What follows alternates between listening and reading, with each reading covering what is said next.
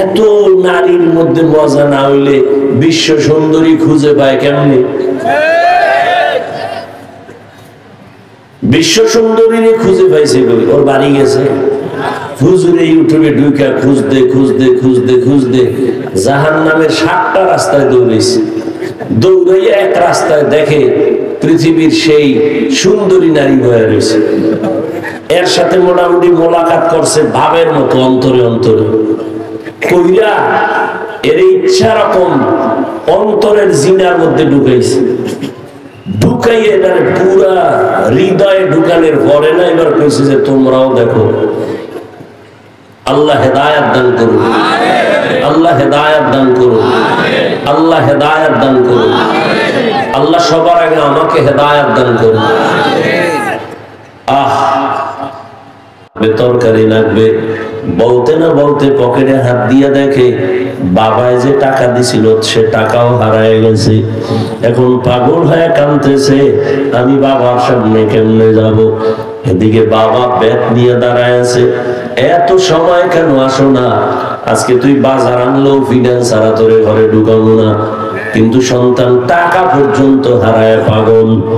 আল্লাহ জানায় দেয়, বান্দা দুনিয়ায় তোরে পাঠাইছি ঈমান আর আমলের টাকা দিয়া, ঈমানের টাকা দিয়া পাঠায় দিলাম।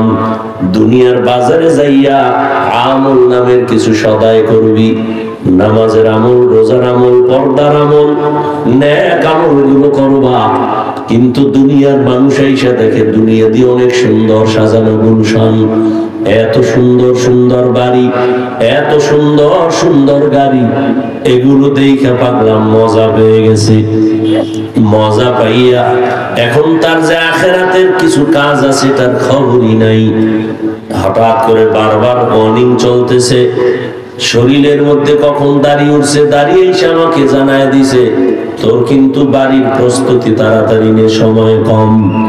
আবার দাড়ি চুল সাদা হইতেছে, দাঁত গুলো শক্তি দুর্বল হইতেছে, আমার যৌবন কমতেছে।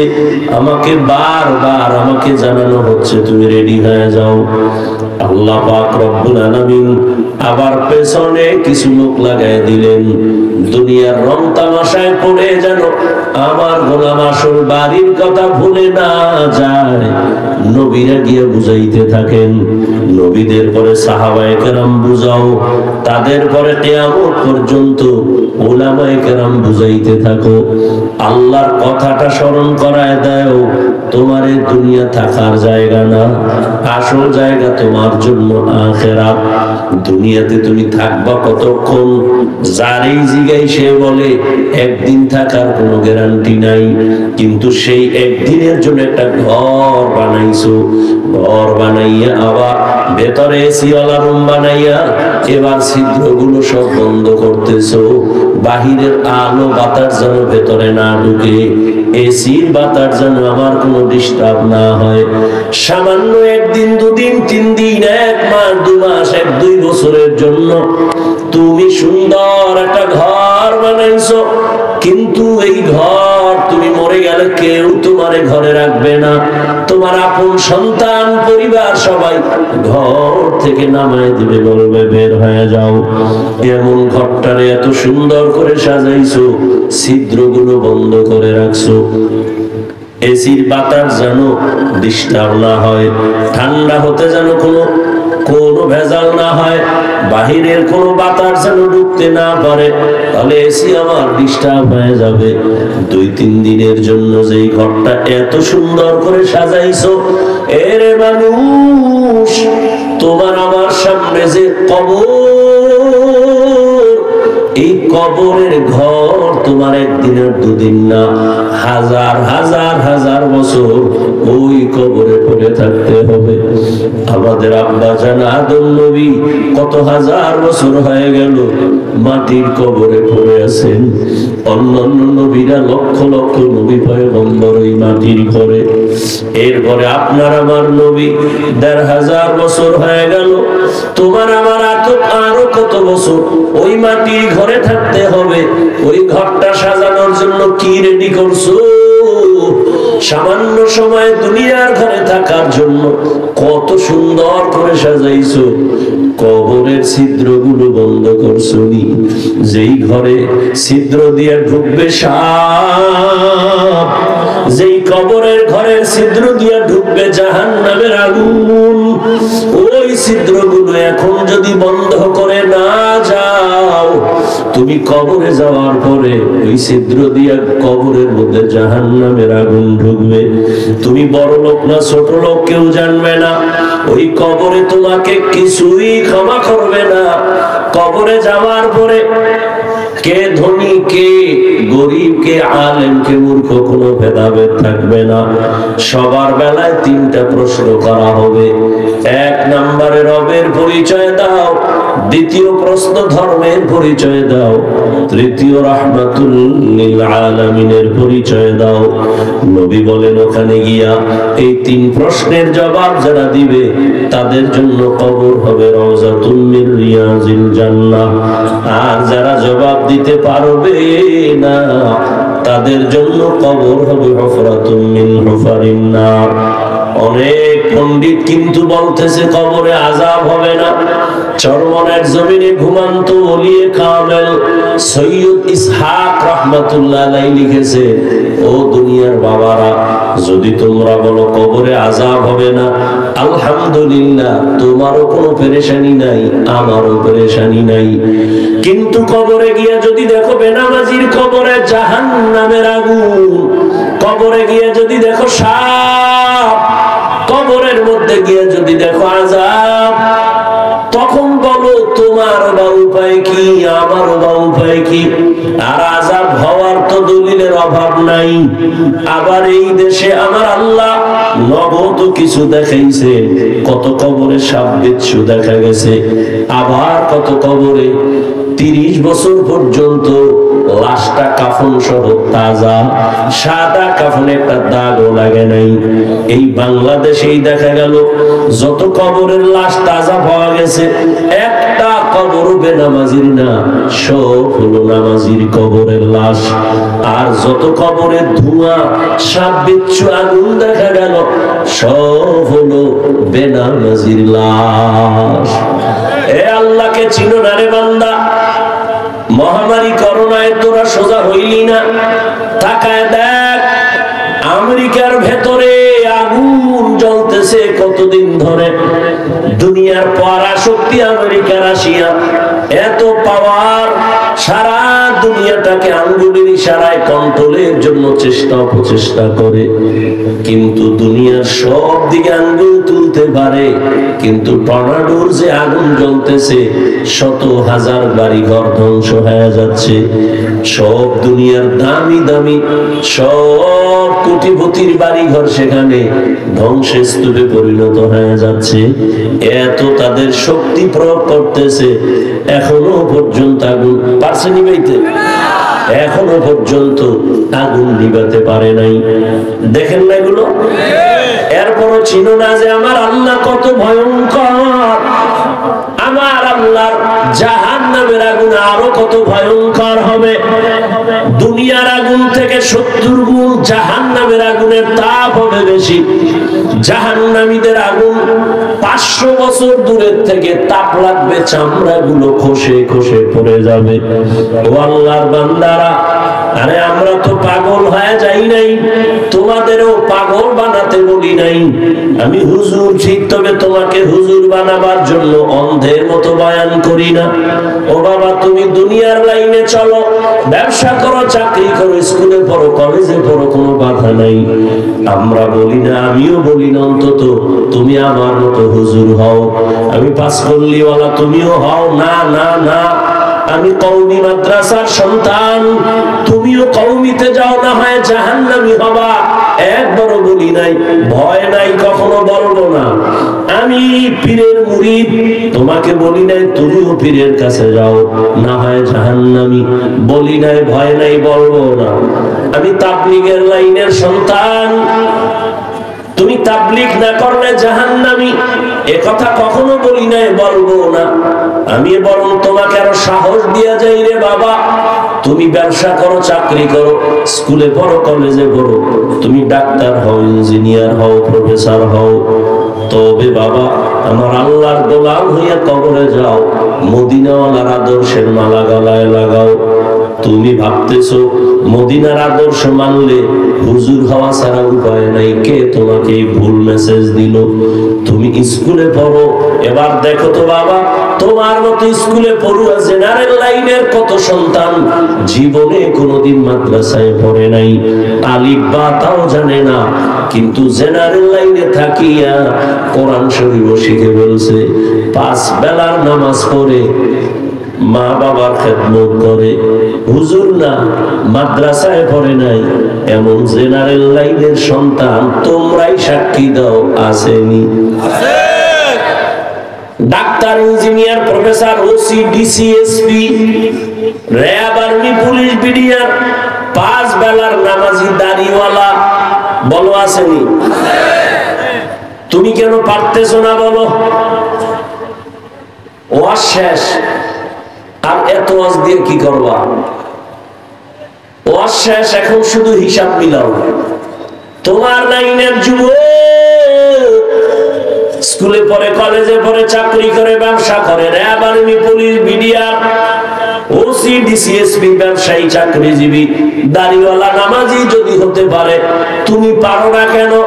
অবশ্যই গর্ব আর করবি না, বরং বাসায় যাইয়া, এটা বন্ধু হিসাবে বলি, বেয়াদবি মাপ চাই, বাসায় যাইয়া নিজের রুমটার দরজা জানালা বন্ধ করে বাতিটাও নিবাইয়া পায়ের জুতা কইলা নিজের কপালে মারবি আর বলবি, অভিশপ্ত কপাল নিয়ে দুনিয়াতে জন্ম নিলি কেন কপাল ভরা। তোর মতো যুবক যদি স্কুলে পড়িয়া নামাজ পড়ে, তোর মতো যুবক যদি কলেজে পড়ে নামাজ পড়ে, তোর মতো যুবক যদি ব্যবসা করে নামাজ পড়ে, তুই কেন পারো না? তোর কপালে কার অভিশাপ লাগছে? নিজের কপালে নিজে বাড়ি মাইরা নিজেরে বুঝাও। হুজুর হওয়ার বয়ান না, তুমি মদিনার আদর্শওয়ালা হও, তুমি একজন আদর্শবান ডাক্তার হও, আদর্শবান ইঞ্জিনিয়ার হও। ঢাকা কলেজে গিয়া দেখ, জাহাঙ্গীরনগরে গিয়া দেখ, কলেজে ক্লাস করে ছেলেটা, মাথায় পাগড়ি লাগানো, দাড়ি অনেক বড়, জামাটাও বড়, পেছন দিক দিয়া তাকাইলে মনে হয় একটা মসজিদের খতিব। এই যুবক, তুমি কোন মসজিদে নামাজ পড়ো? বলে আস্তাগফিরুল্লাহ, আমি আরবি জানি না, হুজুর কি বললেন? তো করো কি? বলে ঢাকা কলেজে পড়ি। তোমার এই হালাত কেন? কি রে, কি? এই যে মাথায় পাগড়ি, কলেজে পড়িয়া তোমার দাড়ি, তোমার বড় জামা, কলেজে যাও, হ্যাঁ ক্লাস করি, পাগড়ি খুলি না, কলেজে ক্লাস করি, দাড়ি কাটি না, কলেজে ক্লাস করি, জামাও খুলি না, বরং হুজুর আল্লাহর শুকর, আব্বা আম্মা দোয়া করছেন, আলেম ওলামাদের নেক নজর লাগাইয়া এই রং পাল্টাইছি। এখন কলেজে গেলে আমার শিক্ষক, আমার শিক্ষিকা, আমার ছাত্র ছাত্রীরা পর্যন্ত আমাকে আলাদা ভালো নজরে দেখে। অন্যরা যদি কোনো আড্ডা দেয়, সবাই মেয়েরা পর্যন্ত কয়, ও কিন্তু একটু আল্লাহর লাইনে আছে, ওরে ডিস্টার্ব করিস না, ওর পথে ওরে সাইরা দে। বানায় বলতেছি, মাপ চাইছি পাও ধরিয়া, দরজা জানলা আটকাইয়া নিজের জুতা দিয়ে নিজের কপালের বাইরা, যে তোর কপাল এত খারাপ কেন? তুই মনে করতেছো খুব দামি, খুব নিজেরে বড় মনে করতেছো, খুব বাপ দেখাইতেছো নামাজ বাদ দিয়া। এ কার পিছনে ঘুরা কি পাওয়ার আশায় নামাজ ছাড়ছো বলো তো? 1000 টাকা কি একটা চাকরি, ওই সুদের চাকরি, এই চাকরির জন্য দাড়ি কেটে ফেলছো? 5000 টাকা পাওয়ার জন্য নেতার পিছনে ঘুরে নামাজ ছাড়ছ? জানো না তুই যার পিছনে ঘুরো সে তোর দুশ্মন? লিখে রাখ, লিখে রাখ। স্বার্থে আঘাত লাগলে দল থেকেই নাম কাটবে না, লিখে রাখ, তোর কল্লা কেটে ফেলবে। সোনার বাংলার রাজনীতি এখনো টের পাও নাই? স্বার্থে আঘাত লাগলে শুধু দল থেকে নাম কাটে না, কল্লা কেটে দেয়। এখানে তো অনেক আলেম ওলামা আছে, মাঠেও আছে। আমার কথা যদি খালি কোরআন হাদিস না, তোর যুক্তির বাইরে হয়ে দাঁড়া, কোরআন হাদিসের বাইরে হইলে তো জুতা নবী, তো কোরআন হাদিসের বাইরে তো না, আলহামদুলিল্লাহ। বাকি তোর যুক্তির বাইরে হয় কিনা সেটা বল, আমি ফিরে আসবো আমার কথা থেকে।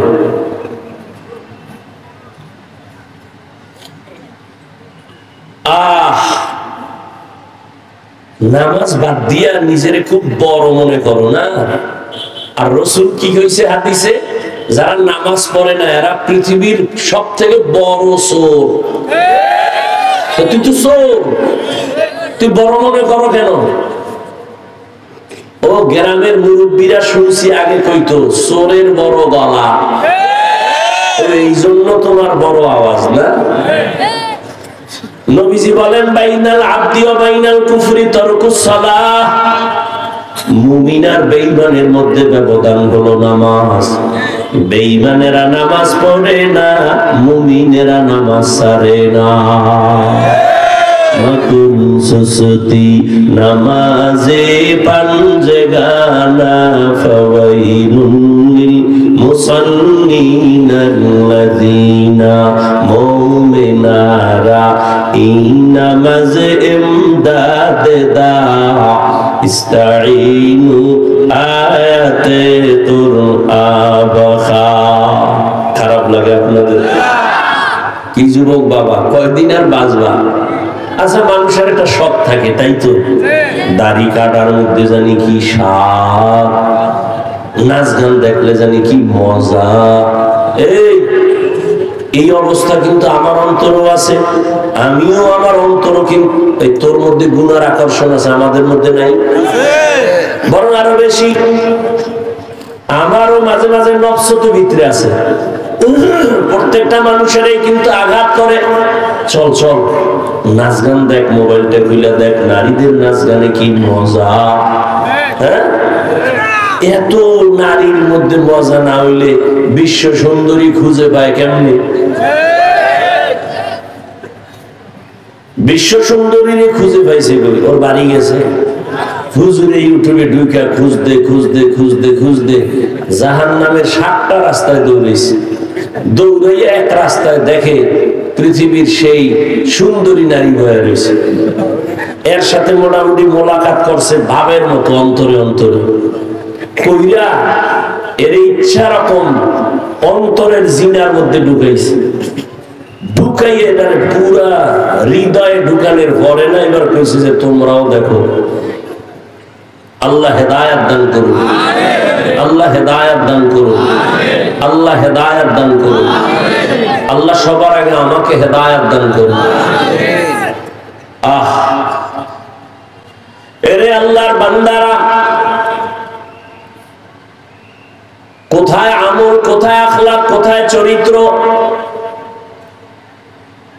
ও আমার যুবক বাবা, আমি যে এতক্ষণ কত কষ্ট করে কথা বলতেছি সেটা তো আমি বুঝতেছি, আমার কত অসুস্থতার মাঝে। এরপরও কথাগুলো বলতেছি কাউকে আঘাত করার জন্য না, জাহান্নাম থেকে বাঁচাবার জন্য। দুনিয়া কিছুই না রে বাবা। যুবক, কয়দিন তোমার হায়াত, মনে চাইছে পার্কে যাবি, দৌড় দিছ, যে বাধা দিছে তারে মনে করছো সে তোর জীবনের দুশ্মন, ঠিক নি? মনে চাইছে তুই মাইয়াদের নাচ গান দেখবি, দৌড় দিছ, কেউ বাধা দিছে মনে করেছো দুশ্মন। মনে চাইছে নামাজ পড়বি না, পড়ো নাই। মনে চাইছে দাড়ি কাটবি, সাথে সাথে কেটে ফেলেছো। এখন কি সব মিলে নাই? আর কতদিন পার্কে গেলে তোর আশা পূরণ হবে? তারপরে তওবা করবি বল। ও আমার কলিজার যুবক বাবারা, জীবনে তো কম নামাজ ছাড়ো নাই, আর কতদিন নামাজ বাদ দিলে তোমার মনের আশা পূরণ হবে? তারপরে তওবা করবা বলো। জীবনে তো কম দাড়ি কাটো নাই, আর কতদিন দাড়ি কাটলে তোমার মনের আশা পূরণ হবে? তারপরে তুমি তওবা করবা বলো। জীবনে তো মাইয়ার চরিত্রের উপরে হামলা কম করো নাই। মনে রাখিস যুবকেরা, লিখেও রাখিস, মোবাইলে না, তা পেনা করবি, পেস্টুন 200, 250, 300 টাকা নিবে, 2 ফিট 3 ফিটের একটা পেনা করবি আর ওটাই লেখা ঘরে টানায় রাখবি, পারলে বাদাই করে ভালো করে লিখে রাখবি। তুই যদি কারো স্ত্রীর দিকে খারাপ নজর দাও, লিখে রাখবি তোর স্ত্রীর দিকে অন্য খারাপ নজর দিবে। বেয়াদবি ক্ষমা চাই, রাগ করিও না রে বাবা। ও যুবকেরা, ও বৃদ্ধ বাবা